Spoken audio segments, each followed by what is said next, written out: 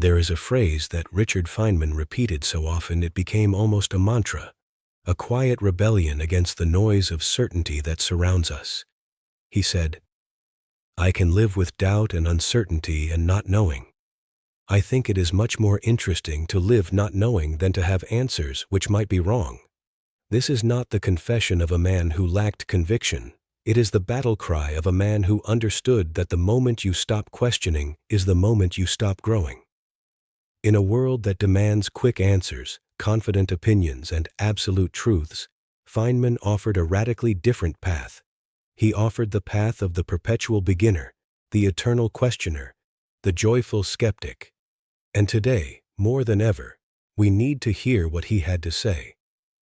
Feynman was a man of profound contradictions. He was a Nobel Prize-winning physicist who played the bongo drums. He was a key figure in the Manhattan Project who spent his free time cracking safes just to prove he could. He was a brilliant theoretician who distrusted theory unless it could be tested by a simple experiment. He was a man who experienced devastating personal loss and yet radiated an almost childlike joy in the face of the world. This is not a story about a genius who was born different. This is a story about an ordinary person who cultivated an extraordinary daily mental habit. And that habit is available to every single one of us.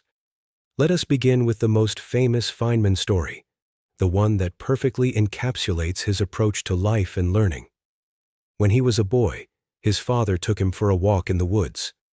They saw a bird. His father could have told him the bird's name. He could have said, "That is a brown-throated thrush." Instead, he said something that would shape Feynman's entire worldview. He said, "Do you see that bird? In Italian, it's called a chuto lapitida. In Portuguese, it's a bom da peda. In Chinese, it's a chonglongta. In Japanese, you would say katano takeda. You can know the name of that bird in every language on earth, and when you are done, you will know absolutely nothing about the bird itself. You will only know what humans call it. Now let's watch what it does." That lesson, that the name is not the knowledge, that the label is not the understanding, became the foundation of Feynman's entire philosophy. He learned early the difference between knowing the name of something and knowing something. Think about how this applies to your own life. How many times have you used a sophisticated term to mask your own confusion?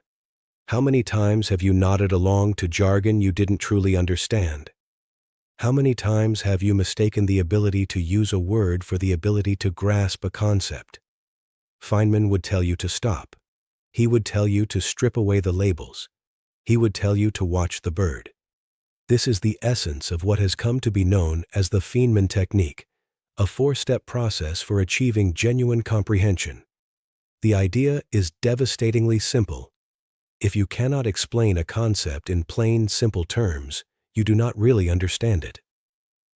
The technique rejects automated recall in favor of true comprehension, gained through selection, research, writing, explaining, and refining.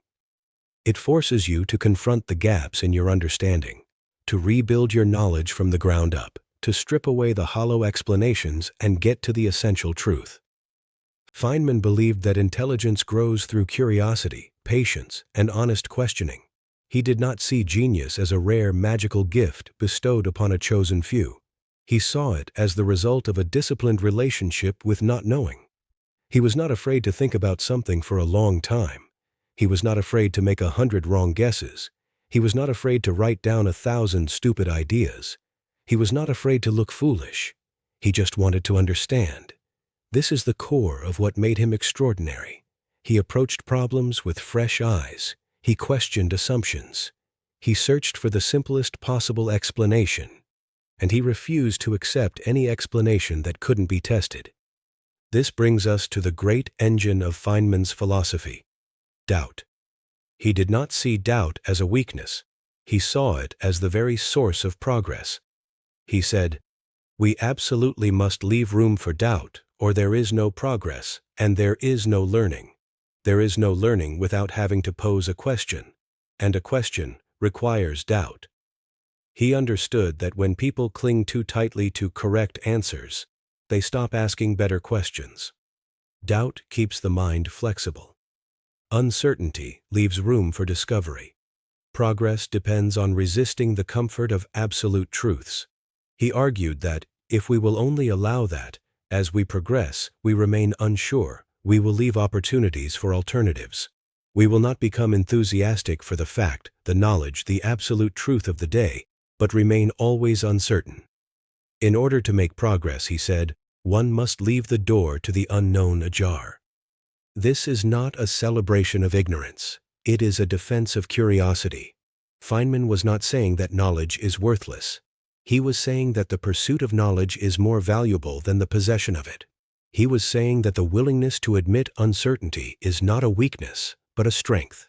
It is what keeps us open to learning, growth, and change. It is what prevents us from becoming trapped in our own assumptions. It is what allows us to see the world as it truly is, rather than as we wish it to be. He said, "The scientist has a lot of experience with ignorance and doubt and uncertainty. We take it for granted that it is perfectly consistent to be unsure, that it is possible to live and not know." This was not a theoretical position for him. It was a way of life. Perhaps the most powerful demonstration of Feynman's philosophy in action came during the investigation of the Space Shuttle Challenger disaster in 1986. Feynman was appointed to the Presidential Commission, and while others pored over complex documents and engineering reports, he did something characteristically simple. He asked for a glass of ice water and a sample of the rubber O-rings that sealed the booster rocket joints.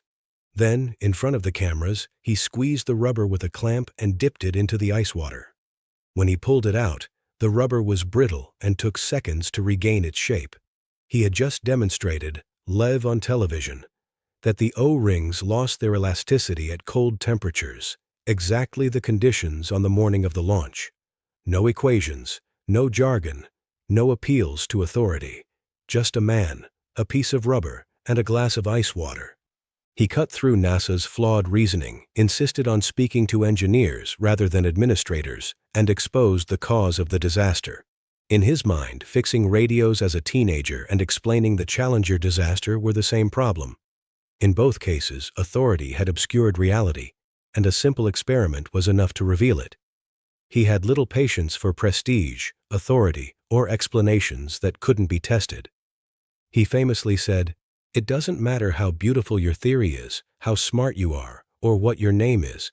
If it doesn't agree with experiment, it's wrong." In that simple statement is the key to science. He was a man of contrasts, lively, irreverent, and deeply suspicious of explanations that sounded good but didn't cash out in practice. Feynman's philosophy extends far beyond the laboratory. It is a philosophy for living an honest, meaningful life. He famously said, "You have no responsibility to live up to what other people think you ought to accomplish. I have no responsibility to be like they expect me to be. It's their mistake, not my failing." This is the title of one of his books. What do you care what other people think? It is a question that cuts to the heart of the human condition. How much of our lives are spent trying to meet the expectations of others? How much of our energy is wasted on worrying about our reputation? Feynman refused to play that game. He turned down prestigious offers, including a lifetime position at the Institute for Advanced Study in Princeton, because he said the place was too rarefied, too disconnected from the messy, noisy, imperfect world. He preferred to teach freshmen at Caltech. He preferred to eat lunch in the cafeteria with students who asked naive questions. He preferred the chaos of real life to the sterile quiet of pure thought. He was also deeply suspicious of hype and grand promises. If Feynman were alive today, it is hard to imagine him standing on a stage at an AI product launch. He would likely sit in the last row of a darkened auditorium, notebook in hand, watching carefully. On the screen, colorful animations would glide past, with a speaker explaining that the system understands language, reasons about the world, and discovers new knowledge. Feynman would be tempted to rise and ask a deceptively simple question. How do you know? He would listen for the moment when someone explained what the machine does when it fails, or how one might tell whether it truly understands anything at all. He would notice that the demo works flawlessly once, and that no one asks what happens when the input is strange, incomplete, or wrong. He would hear words doing a great deal of work, and he would wonder whether they correspond to anything real. This is the Feynman method applied to the greatest technological challenge of our time. He would not be impressed by the hype. He would not be swayed by the confidence of the experts. He would ask the simple, devastating questions that everyone else was too polite or too intimidated to ask. But Feynman was not just a skeptic. He was also a man of profound emotion, of deep and abiding love. His first wife, Arlene, died of tuberculosis when she was only 25. They had been married for less than 3 years. Feynman was devastated. A year and a half after her death, he wrote her a letter.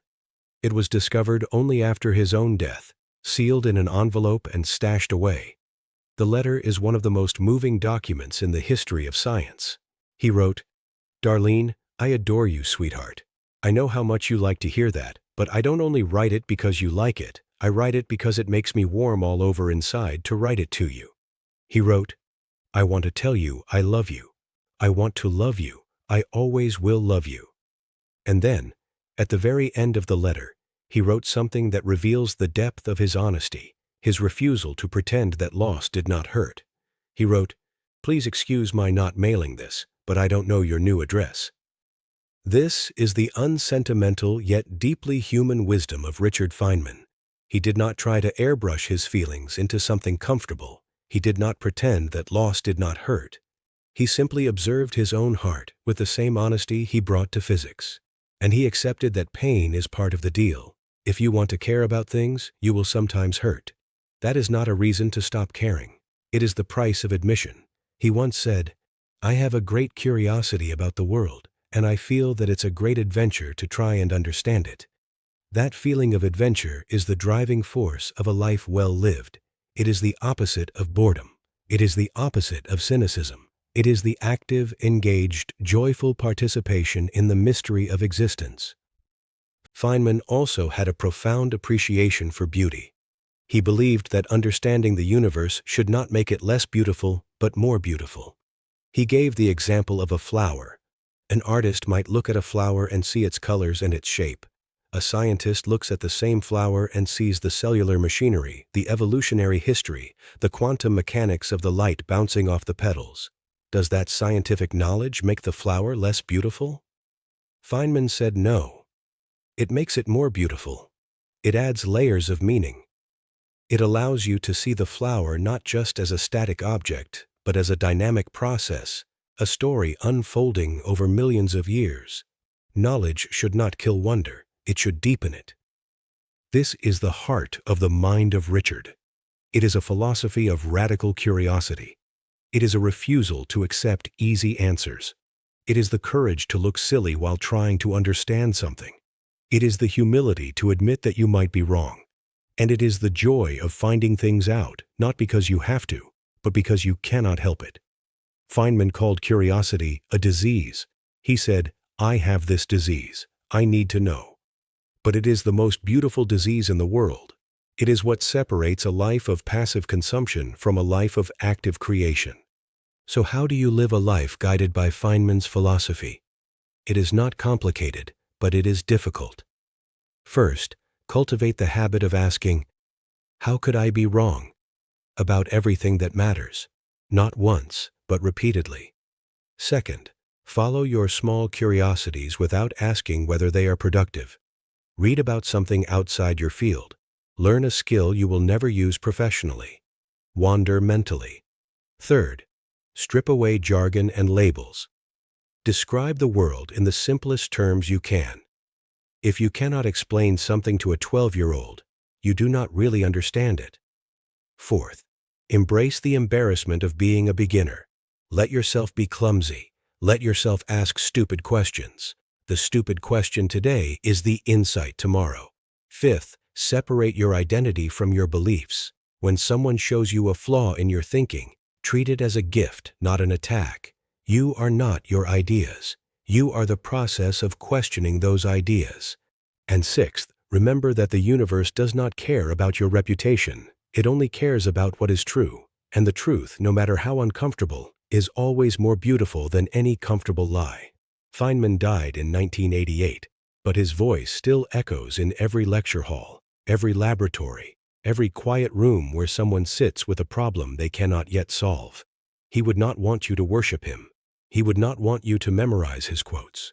He would want you to do what he did, to look closely at the world, to ask your own questions, to make your own mistakes, and to find your own joy in the act of understanding.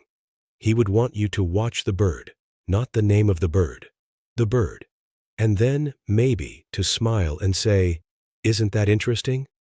That is the mind of Richard. That is the only motivation you will ever need.